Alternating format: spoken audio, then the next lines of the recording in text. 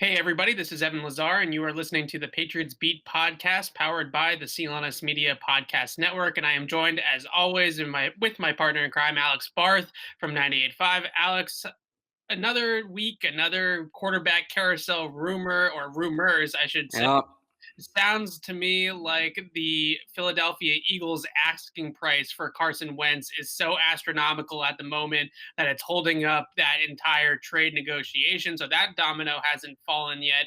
We're also hearing some things out of the Las Vegas Raiders that both Derek Carr and Marcus Mariota can probably be had for the right price. Although it sounds like the Raiders are sort of leaning more towards trading Mariota than Carr if they can. But where do you stand on those Vegas quarterbacks? And I think we've talked a lot about Derek Carr. So Mariota in particular, you know me, I love me some Mariota. yeah, I'm not giving up anything of quality for those guys. I'm not going to hit that asking price because the worst thing you can be in the NFL is 7-9 without a quarterback, right? And that's where the Patriots are right now. But you can actually, so I've been saying that 7-9 without a quarterback, and I've been saying that well before the Patriots got in the spot. I've been saying that for years. The only thing that's worse than that is to be 7-9 in the NFL without a quarterback and without a first round pick. And it's like, I get it. I know you're into Mariota. There's things people see in Carr. Obviously, we know if you manage to fix Wentz, whatever team trades for him, we know what the upside is. You potentially get an MVP caliber quarterback.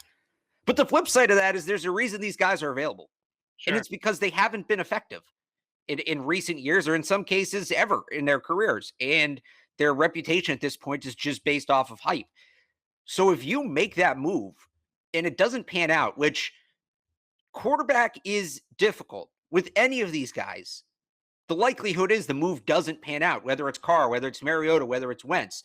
The likelihood is you're getting the same guy that you saw in 2020, right? Or for Mariota back with the Titans, because he really didn't play in 2020. Do you want to give up a first round pick and put yourself in that situation where then you're paying this guy a ton of money? You don't have the draft capital to get his replacement. You don't have the salary cap to go back and get him help if and when he struggles. I can't get fired up about it. And then yes, you have the Watsons, and I don't know what this Russell Wilson thing is. Yeah, That we'll just get to that that in just a second. sounds like somebody twisting some words and getting creative to get in on the quarterback smoke. But the Dak Prescott's, I've said it a number of times on the show. If Dak Prescott's out there, I give him a blank check. Right. But the guys that we're realistically talking about, Wentz, Carr, Mariota, if you want to put Garoppolo in there, if you want to put Kirk Cousins in there, there's a reason these guys are available. Okay. And look, would I trade a second round pick for Marcus Mariota? Yeah. You can talk to me about that. I think now we're having a conversation. Am I going to give up one first, let alone two, for Mariota, Carr, Wentz? No, I'm not. Because you're just going to end up stepping backwards. You think you're getting creative. You think you're getting this veteran quarterback you can fix. Quality veteran quarterbacks don't become available. How many times have I said this? There's one guy in the last 10 years who truly became available. And it's the one the Patriots let go, who was like actually a quality quarterback. Watson, maybe, but he might not even be available because supposedly Houston doesn't want to trade him, which good for them. So, yeah, I can't get excited about it. I can't. I don't get how anybody can. You're going to get excited to give up 2 years worth of draft capital for a guy that got beat out by Ryan Tannehill in a very simple offense in Tennessee? Well, that's Where's the jazz there? that's the question though, is right now we're so early on in this process that everybody is asking for the moon, right? The Eagles are expecting to get a Matthew Stafford like return for Carson Wentz, and most teams are hearing that call, and you're hearing a dial tone real fast, right? Just saying absolutely Right. not.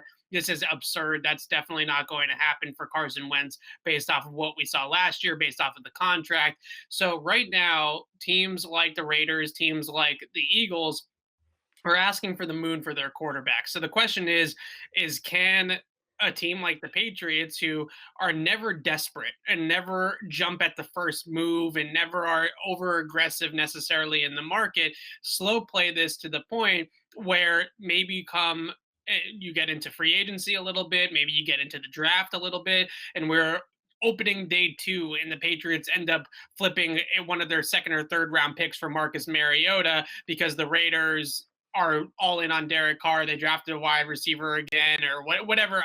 I don't know exactly what the formula would be, but all I'm getting at is that that price could easily come down. And I think you have to wait it out to a point where maybe that price will come down. And I just want to mention why I like Mariota a little bit for the Pats. And first off, it's kind of is similar to that Ryan Tannehill situation with Tennessee, where you get the former top 10 pick that didn't really work out with his first team. And then you hope to tap into that potential and tap into that talent. And those types of guys don't grow on trees. They don't come available every single day. It's hard to get them in the draft, obviously. And the Patriots know at 15, they're going to struggle to move up to get a guy like that in the draft. And Mariota's skill set is a very, very good passer, accurate passer when he was at his best within 20 yards of the line of scrimmage, especially between the numbers. This was a guy that threw with good anticipation, good accuracy, good touch to the middle of the field. And then on top of all of those elements, was extremely mobile and is extremely mobile. And we saw in that one game that he played for the Raiders at the end of last season that he can still run and he can still be effective with his legs. So you have that element of that middle of the field passing.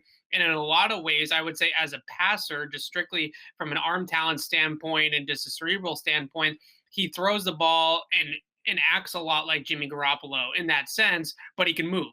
And that's something that I think is really intriguing. The Patriots already dipped into that with Cam Newton a little bit, who I wouldn't, by the way, sleep on coming back either.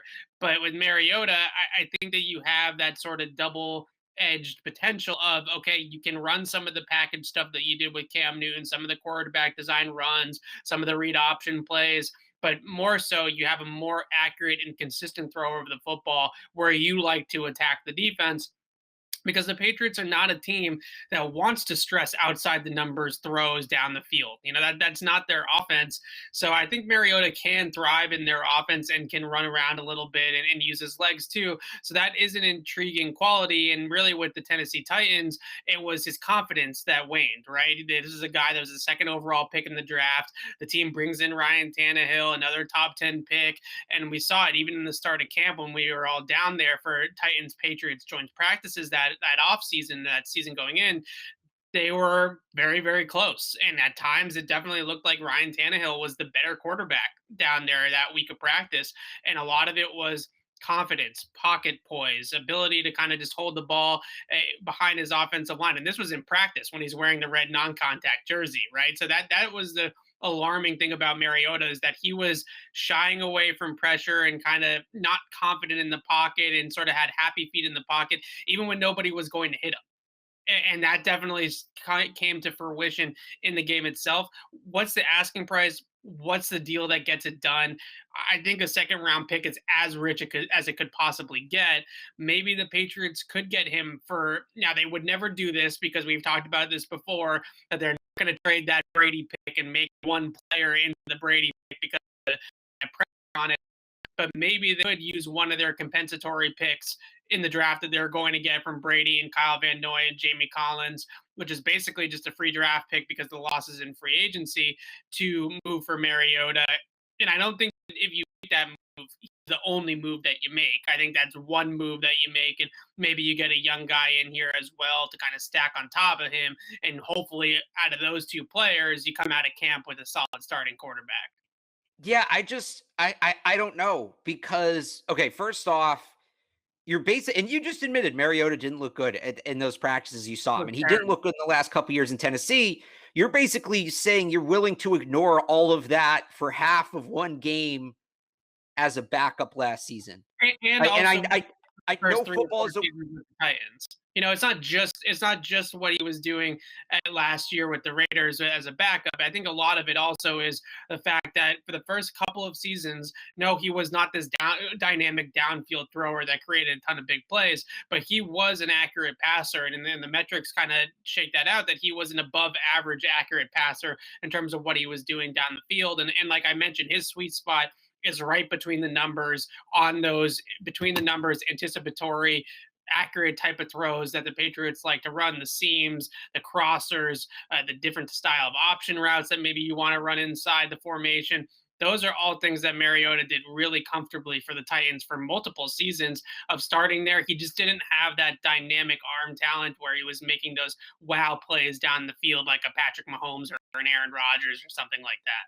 But again, the last couple of years, and you mentioned that he kind of lost that confidence with Ryan Tannehill behind him. So if the Patriots take a quarterback in the first round, is he suddenly going to be okay with that? Or does he have the mental fortitude to be on a roster and be the starter when there's somebody breathing down his neck, when he's not the unquestioned starter? Does he have what it takes for that? And by the way, he struggled with that in Tennessee. Okay. Yeah. That's not New England. We saw the conversation last year around Cam and Stidham, especially when we got to November. What happens when he throws 2 picks? And all of a sudden, he has to hear about Bill being asked, are we going to Mac Jones? Are we going to Trey Lance? Like, what is Marcus Mariota your starter? Is he going to be able to handle that? Because if he couldn't do it in Tennessee with Ryan Tannehill, who, by the way, at the time was a joke. Let's not forget that. He's a reclamation project. Additional 7th round pick for Ryan Tannehill. Part of that was the contract was so bad, but yes. So if he couldn't handle that, how is he going to handle having Mac Jones or Trey Lance or Justin Fields behind him in New England? I don't think so. And again, if he doesn't, and if you trade for him and you know you can't bring any real competition in, well, then Marcus Mariota is your starter. And the most recent large-scale body of work, which is his last season and a half in Tennessee, wasn't good. So you're giving up a quality draft pick. You're pushing your search for long-term quarterback down the road, all for a guy who, in a game where it's what have you done for me lately has not been very good. I can't get excited about it. If it's I the don't blame you for not getting excited about it. I think the upside of the move is that Ryan Tannehill formula, though, right? But that's again, if you want to talk about upside, then we should be talking about Wentz, because there's the upside. If you want to make this kind of move, you need to trade for Carson Wentz. How much are you going to have to give up for him, though? And we have to weigh that value, right? Is Carson Wentz that much better than Marcus Mariota? In terms of upside, absolutely, is worth it. If we're talking about raw upside, then yes, Carson. Like I think Marcus Mariota's upside is he's the 10th to 15th best quarterback in the league. He's a serviceable starter. Carson Wentz's upside is an MVP. Yeah, we know that. Yeah. He's done it. We've seen him do it. And the other thing you talked about, just to go back a little bit in terms of the Patriots waiting for the prices to come down, you can bet at least one NFL team is going to be stupid. We always talk about waiting for this guy to fall in the draft or waiting for the value to come down on this, or will this player actually fetch this or whatever. There's going to be a GM out there whose job is on the line, who desperately needs a quarterback and needs to do something explosive, needs some fireworks, and is going to overpay for one of these guys. And then for Carson Wentz. And the Colts and the Bears are the 2 front runners for him right now, and they both make sense. Systems that both make sense for him. Obviously, Frank Reich is in Indianapolis, his former quarterbacks coach, and neither one of those teams, not even Frank Reich, who knows Carson Wentz how well he can play in the right environment in 2017 when he almost won the MVP. Not even Frank Reich is biting on a first-round pick for Carson Wentz. But it's a game of chicken. Package. But it's a game of chicken. The Eagles don't have to trade him.